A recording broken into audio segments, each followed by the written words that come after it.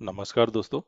ये हमारी VBA की 5th क्लास है जिसमें हम वेरिएबल्स कैसे बनाते हैं और डेटा टाइप के बारे में हम जानेंगे।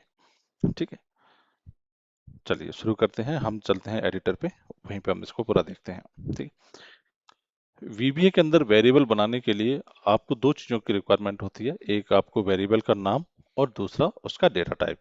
ठीक है, मैं एक सब बना लेता हूँ, सब, और इस पर लेता हूँ वेरिएबल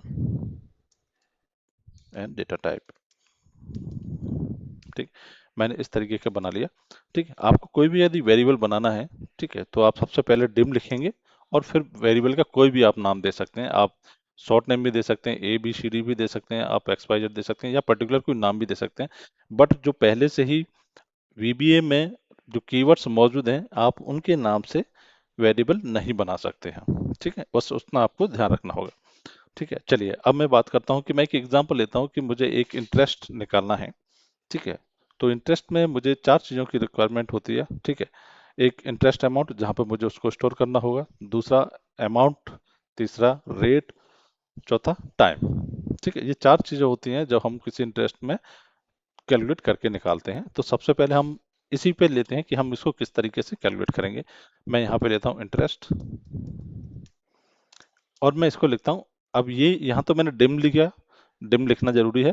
ठीक है, और इसके बाद हमने इंटरेस्ट का नाम लिया, फिर एज लिखा। एज के बाद हमें किस में दिखा रहे हैं, कौन सा डेटा टाइप होना चाहिए हमारा, डबल।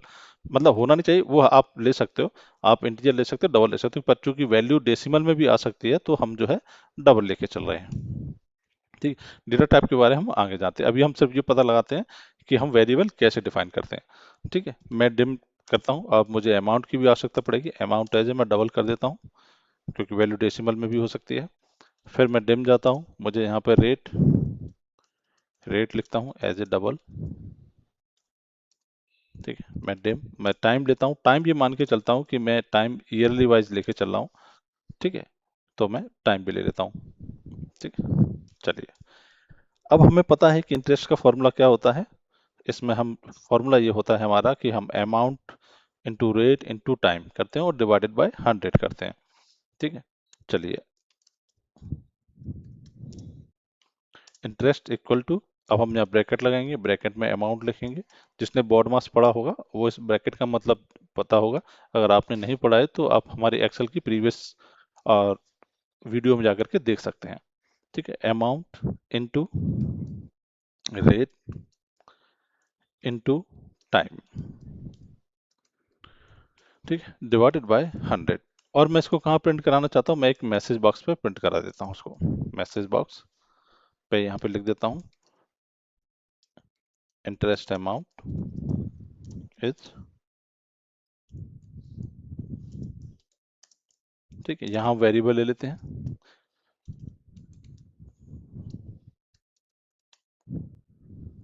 ठीक है, अब चूंकि हमने यहाँ पे कोई अमाउंट डिफाइन नहीं किया, ना ही रेट डिफाइन किया, ना ही टाइम, तो सबसे पहले हम क्या करेंगे, यहाँ पे जाएंगे और हम यहाँ पे अमाउंट लेंगे। अमाउंट कितना ले लेते हैं हम अमाउंट ले लेते हैं 65,000, कुछ इसके अराउंड कर लेते हैं 65,000। ठीक है, रेट हम ले लेते हैं कि 2%। ठीक, और टाइम हम ले लेते हैं 5 ईयर्स का। ठीक है, अब हम ये निकालना चाहते हैं कि 65,000 रुपए के हिसाब से 2% ब्याज पर, इंटरेस्ट रेट पर 5 साल के लिए अगर हम किसी व्यक्ति को देते हैं तो उसका इंटरेस्ट कितना निकलेगा। ठीक है, अब चूंकि हम इसको बना चुके हैं, अब इसको हम रन करके देखते हैं। ठीक है, इंटरेस्ट अमाउंट 6500 निकलेगी, 6500। अगर मैं इसकी वैल्यू भी चेंज करना चाहें तो हम वैल्यू भी चेंज कर सकते हैं। हम इसको मान के चले 3 साल पे कर लेते हैं। ठीक है, 3 साल पे जाके देखते हैं 3 साल पे कितना निकलेगा, 3,900 रुपये इंटरेस्ट निकलेगा। ठीक है, तो इस तरीके से हम जो है डिफाइन करते हैं वेरिएबल। अब हम यहाँ पे शॉर्ट वैल्यू भी ले सकते थे, एक्स वाई भी कर सकते थे इस तरीके से। ठीक है, बट इस ये क्या होता है कि थोड़ा अनप्रोफेशनल लगता है, जिससे कि हमें कोई व्यक्ति XYZ पर्सन आकर देखता भी है या कोई दूसरा व्यक्ति के पास हम फाइल शेयर करते हैं तो उससे ये पता लगाने में काफी समय लगेगा कि आखिरकार ये एक्स वाई है क्या चीज। इसलिए हम हमेशा इस प्रकार के वेरिएबल्स यूज करें, वेरिएबल का नाम रखें जो कि उस सब्जेक्ट से रिलेटेड हो। ठीक है, चलिए ये तो था हमारा कि हम वेरिएबल कैसे लगाते हैं VBA के अंदर। चलिए नेक्स्ट हम देखते हैं डेटा टाइप्स। ठीक है, हमारे मेनली 4 डेटा टाइप्स होते हैं जो कि हम बीबीए में यूज करते हैं। इसके अलावा हम एरे वगैरह भी हैं, पर वो हम आगे देखेंगे। ठीक है, फिलहाल जो जनरल जो सबसे ज़्यादा इस्तेमाल होने वाले डेटा टाइप्स हैं, हम उनकी बात कर रहे हैं। ठीक है, इन डेटा टाइप्स को हम बोलते हैं प्रिमिटिव डेटा टाइप्स। ठीक है, जो कि सबसे ज़्यादा यूज होते हैं। ठीक, सबसे पहले हमारा है इंटीजर। मैं एक सब बनाता हूं और ठीक, इंटीजर। इंटीजर क्या होता है कि वो वैल्यू जिसमें डेसिमल नहीं होता है। सिंपल सी बात यह है, आखिर इसकी वैल्यू का हम नापेंगे तो वो काफी बड़ी निकलती है। ठीक है, उसमें हम चेक कर सकते हैं। बट जो है एक कॉमन लैंग्वेज में अगर इसको अंडरस्टैंड करना चाहें तो वो ये होती है कि इसमें कोई भी वैल्यू डेसिमल में नहीं आती है। ठीक है, अगर आप उसको डेसिमल में लेना चाहते हो तो आपको उसको डबल का यूज करना पड़ेगा। ठीक है, तो हम एक नॉर्मल तौर पे लेते हैं इंटीजर वैल्यू। ठीक है, इंटीजर वैल्यू में हम जाते हैं, हम डिम लगाते हैं। ठीक, अब यहाँ पे चूंकि हमें एक ही वेरिएबल लेना है तो हमें कोई दिक्कत नहीं, हम एज ए इंटीजर कर देते हैं इसको। ठीक है, इंटीजर किया। ठीक, अब मुझे यहाँ पे कुछ भी कैलकुलेशन परफॉर्म करनी है तो मैं वो कैलकुलेशन परफॉर्म करा सकता हूँ। मुझे मान के चलो कि यहाँ पे मैसेज में कर देता हूँ एमएसजी बॉक्स। ठीक है, और मैं जो भी एक्स की जो वैल्यू आती है, ठीक है, मैं एक्स की वैल्यू कहीं से इनपुट भी करा सकता हूँ और नहीं भी करा सकता हूँ, तो मैं यहाँ पे डिफाइन भी कर सकता हूँ। ठीक है, तो मैं यहाँ पे लेता हूँ कि 5 इंटू एक्स। और मैं यहाँ पे x की वैल्यू डाल देता हूँ 10। ठीक है, चलिए मैं इसको अगर रन करता हूँ तो देखते हैं कितना गया। 5 इंटू 10 इक्वल टू 50। अगर मैं यहाँ पे 5 करता हूँ तो 5 इंटू 5 हो जाएगा। मैं इसको रन करता हूँ, कितना हो गया 25। पर अगर मैं इसको 5 इंटू 4 करता हूँ तो देखिए फिर क्या आता है। ठीक, तब भी ये वैल्यू 5 निकाला। अब मैं इसका कारण बताता हूँ कि इसने 5 इंटू 5 4 क्यों नहीं किया। क्योंकि ये इंटीजर वैल्यू है। ठीक है, यहाँ पे हम वो सिर्फ किसको लेगा, वो पॉजिटिव वैल्यू लेगा। अब क्यों लेगा, क्योंकि ये 5.5 अगर होता तो ये 6 हो जाता इसके लिए। ठीक है, तो अभी चूंकि हमारे पास कितना है 5.4 है, तो इसने जो 0.4 है उसको हटा दिया और सिर्फ 5 को लिया उसने। तो इसलिए 5 इंटू 5 किया। अगर मैं इसको 5 इंटू 5 कर देता हूँ, ठीक है, तो आप देखोगे तो ये वैल्यू इसके लिए 5 ना रह करके कितनी हो जाएगी, 6 हो जाएगी। मैं 6 को जो है कमेंट में डाल देता हूँ। तो अब ये क्या करेगा, 5 इंटू 6 कर देगा, क्योंकि 5.5 है यानी कि वैल्यू बढ़ चुकी है। तो इसका नियरेस्ट इंटीजर वैल्यू क्या होगी, 6 होगी। तो अब मैं इसको रन कराऊंगा तो ये 30 आया, 30 आया, क्योंकि 5 इंटू 6 किया। क्योंकि 5.5 के बाद की नियरेस्ट वैल्यू कौन सी है जो कि इंटीजर हो सकती है, वो 6 है। और चूंकि 5.4 में क्या था, उसकी नियरेस्ट वैल्यू कौन सी थी, 5। तो इस वजह से उसने क्या किया था, 5.5 किया था। यहाँ पे 25 आ गया। तो समझ में आया कि हम इंटीजर वैल्यू में कंप्लीट वैल्यू लेते हैं, ना कि कोई भी डेसिमल वैल्यू। ठीक है, चलिए एक एग्जांपल के तौर पे लेते हैं। अब हम लेते हैं डबल की बारी करते हैं। ठीक है, यहाँ पे हम लिखते हैं सब और लिखते हैं डबल।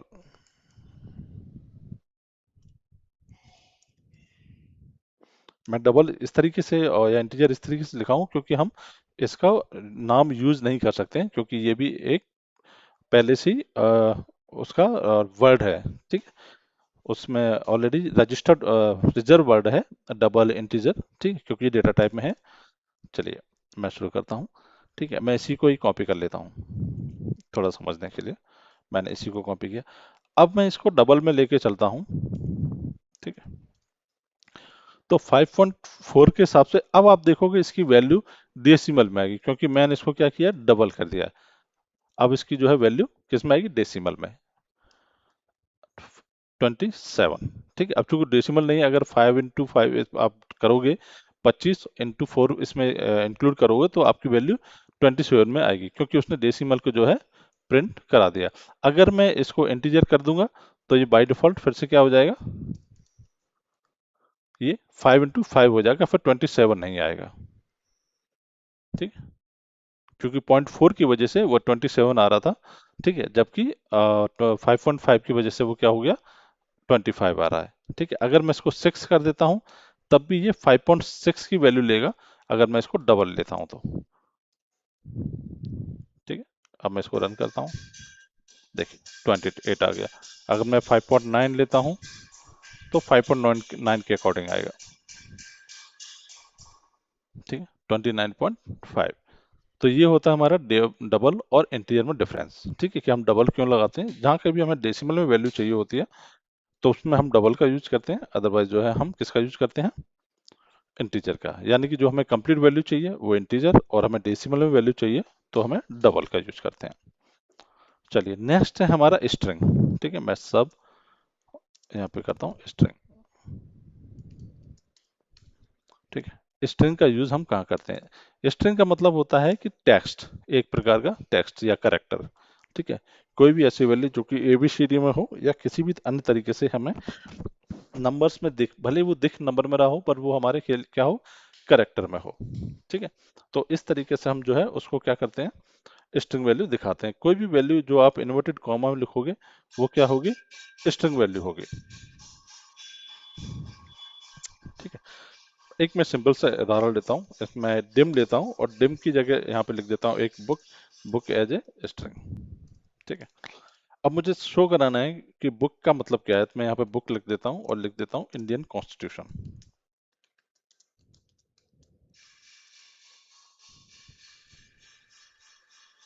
इंडियन कॉन्स्टिट्यूशन, ठीक है। अब मुझे इसको अगर किसी वेरिएबल के थ्रू प्रिंट कराना है, ठीक है, तो मैं सिंपल सा क्या करूंगा, एमएसजी बॉक्स करूंगा और क्या लिख दूंगा, बुक, ठीक है। और जब मैं इसको रन करूंगा तो ये हमारा क्या आ जाएगा, इंडियन कॉन्स्टिट्यूशन दिखाई देगा, ठीक है।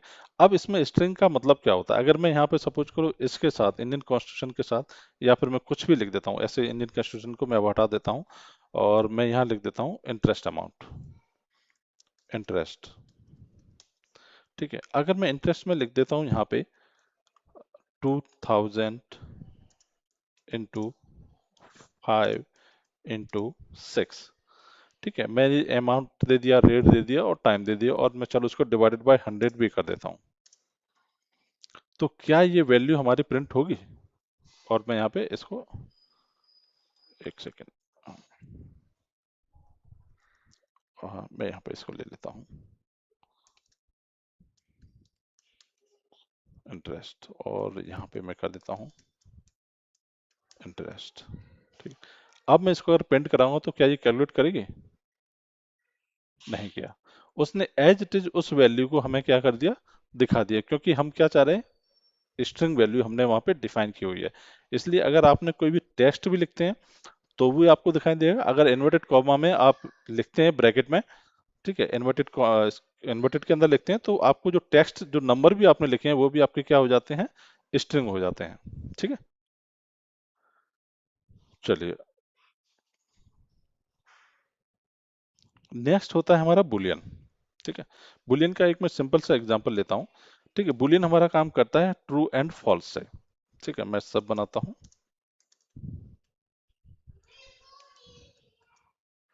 बुलियन लिया मैंने, ठीक है। मैं यहाँ पे बुलियन का मतलब होता है, ये किस लिए काम करता है, ट्रू एंड, या तो ट्रू होगा या फॉल्स होगा, उस केस में ये काम करेगा, ट्रू और फॉल्स के केस में, ठीक है। मैं डिम लेता हूँ एक एग्जांपल तौर पे दिखाने के लिए, डिम लिखाता हूँ कंटिन्यू करने के लिए, कि कोई भी टास्क अगर कंटिन्यू होता है तो बुलियन हमारे पास क्या शो करेगा। मैं इसको दिखाता हूँ बुलियन, इसके आगे बड़े बड़े जो एग्जांपल होंगे वो हम आगे देखेंगे कि किस तरीके से काम करता है, ठीक है। फिलहाल एक सिंपल अंडरस्टूड करने के लिए कि बुलियन होता क्या चीज़ है, हम उसके लिए अभी एक सिंपल सा एग्जांपल लेते हैं। मैं यहाँ पे लेता हूँ तो इफ लिखता हूँ continue, if continue equals to true,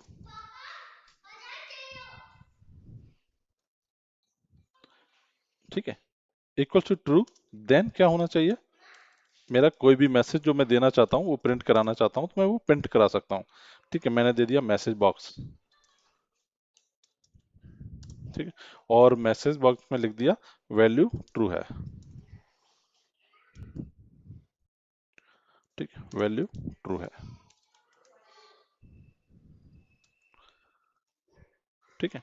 और मैं यहाँ पे कर देता हूँ कंडीशन के साथ में इसको डिफाइन कर देता हूँ कि यदि वैल्यू ट्रू है तो ये प्रिंट हो, अदरवाइज प्रिंट ना हो। अब मैं इसको रन करूंगा तो आप देखेंगे, ठीक है, ये प्रिंट हो गया, वैल्यू ट्रू लिख दिया। अगर मैं इसको फॉल्स कर देता हूँ, फॉल्स कर देता हूँ, तो ये आगे क्योंकि फॉल्स है तो यहाँ ट्रू रहा नहीं, तो ये यहीं पे डिसकंटिन्यू हो जाएगा।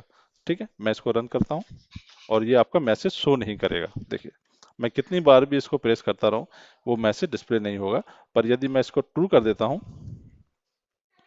ठीक है, तो मैं इसको यहाँ पे शो कर सकता हूँ। ठीक है, अब मैं इसको ऐसा क्यों कर रहा हूँ, इसको इसलिए भी कर रहा हूँ, जैसे कि कोई भी कई चीज होते हैं, कोई भी अन्य फॉर्मूलेस होती हैं जिनको भी हम रन करना चाहते हैं, तो वो हमारे रन हो जाते हैं। इसमें हम किसी भी फंक्शन को कॉल भी करा सकते हैं। ठीक है, जब भी हम फंक्शन के बारे में सीखेंगे तब मैं इसके बारे में बताऊंगा। ठीक है, तो इस तरीके से जो है हम वेरिएबल डिफाइन करते हैं। वेरिएबल के लिए हम सिंपल सा डिम लिखते हैं, और डिम के बाद हमें जो वेरिएबल नेम होता है और उसके बाद हम उसका डेटा टाइप लिखते हैं। ठीक है, तो हमारे पास डेटा टाइप कितने के होते हैं? इंटीजर हमारा डेटा टाइप है, डबल हमारा डेटा टाइप होता है, स्ट्रिंग हमारा डेटा टाइप होता है, और बूलियन भी हमारा डेटा टाइप होता है। ठीक है, चलिए आज की क्लास में इतना ही। Thank you.